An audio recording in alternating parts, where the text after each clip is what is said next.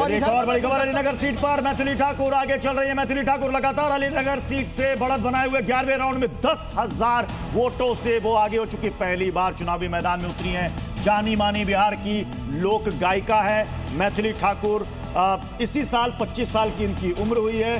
BJP ने उनको कहा कि आप चुनाव लड़िएगा, उन्होंने हाँ कहा, चुनावी मैदान में उतार दिया। हालांकि उन पर आरजेडी के उम्मीदवार ने आरोप लगाया था कि ये तो बाहर ही हैं, ये चुनाव जीतेंगी और दिल्ली भाग जाएंगी। और जिस उम्मीदवार की बात प्रत्युष आप कर रहे हैं, विनोद मिश्रा नाम है आरजेडी के, वो कद्दावर नेता है, बड़े पुराने और घाघ नेता वहां के, लेकिन वो चुनाव हारते हुए नजर आ रहे हैं। और मैथिली जो अभी अभी राजनीति में आई जीतती हुई दिख रही है। मैथिली ठाकुर कुछ कह रहे हैं, उनको सुनते हैं। तो ये जीत मेरी नहीं है, उन सभी लोगों की जीत है जिन्होंने मुझ पर विश्वास किया।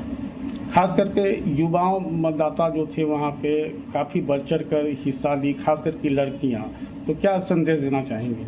ये बिल्कुल एक समाज में एक ऐसा चेंज जो माननीय मुख्यमंत्री जी बिहार में जो लेकर के आए, लड़कियों को सेफ महसूस कराना और लड़कियों को जो रिप्रेजेंटेशन मिलना चाहिए उस चीज़ को लेकर के, मतलब महिलाओं के लिए जो उन्होंने काम किया है, इसने मेरी जर्नी को आसान बनाया। और जितना नरेंद्र मोदी जी को लोग प्यार करते हैं, ये पूरी जर्नी में मुझे बहुत राहत मिली, क्योंकि लोगों का विश्वास हम लोगों के साथ है, हमारा एनडीए सरकार के साथ है।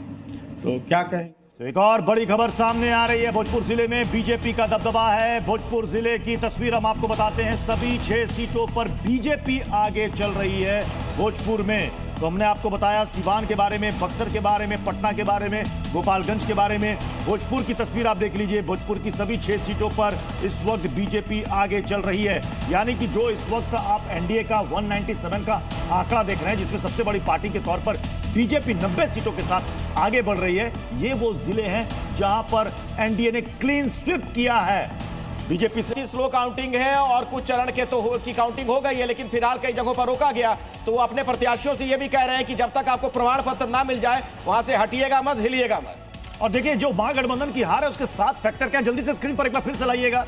वो हार के जो फैक्टर हैं वो इस वक्त स्क्रीन पर नजर आ रहे हैं। प्रेम शुक्ला जी, आप भले ये कहिए कि ये जनता का जनादेश है, ये जनता ने जो मैंडेट दिया है, लेकिन प्रेम जी, विपक्ष ये मानने को तैयार नहीं है। वो कह रहे हैं कि बाकी स्टेट में भी इलेक्शन जो होने वाले हैं वहां पर भी मान के चलिए कि बीजेपी और एनडीए की ही जीत है। देखिए, जो फांसीवादी शक्तियां हैं वो क्यों मानेंगी? लोकतंत्र में उनको विश्वास नहीं है, संविधान में विश्वास नहीं, सर्वोच्च न्यायालय में विश्वास नहीं है उनको, न न्यायपालिका में, न विधायिका में, न कार्यपालिका में, न लोकतंत्र में कोई विश्वास ही नहीं है। आपको तो पता ही है कि 1975 में जब श्रीमती इंदिरा गांधी उनका भ्रष्ट तरीके से चुनाव लड़ने पर जब इलाहाबाद हाईकोर्ट ने उनके खिलाफ फैसला दिया, तो उन्होंने जो है पूरे जो है देश पे आपातकाल ला दिया था। अरे अभी तो इनकी चल नहीं रही, नहीं तो आपातकाल ला देते भाई।